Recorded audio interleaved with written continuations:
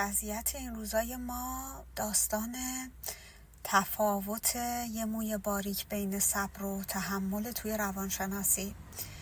ما تو روانشناسی میگیم که کسی که صبر میکنه پتانسیل صبرش توی امیده.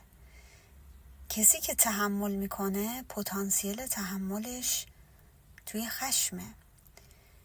وقتی چیزی با خودش پتانسیل خشم رو داره، یعنی هر لحظه امکان داره که این انفجار صورت بگیره و تو نمیتونی به آدمی که تحمل کرده وقتی که تحملش تموم شد بگی که بازم تحمل کن.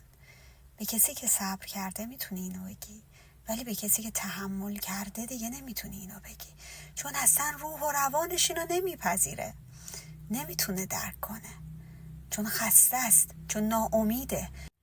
وقتی صبر میکنی یه چیزی ته دلت همیشه بهت میگه که من میدونم درست میشه، ولی وقتی تحمل میکنی یه چیزی تو وجودت همیشه میگه من میدونم دیگه چیزی درست نمیشه، ولی خودمو میکشونم ببینم تا کجا میتونم.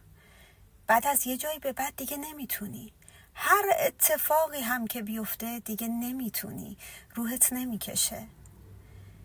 ما همه مسلمونیم دیگه، اینو قبول داریم، روحه که داره زندگی میکنه نه جسم.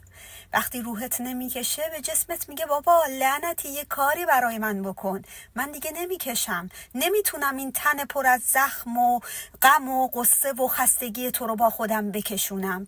یه فکری بکن، یه چاره‌ای بکن.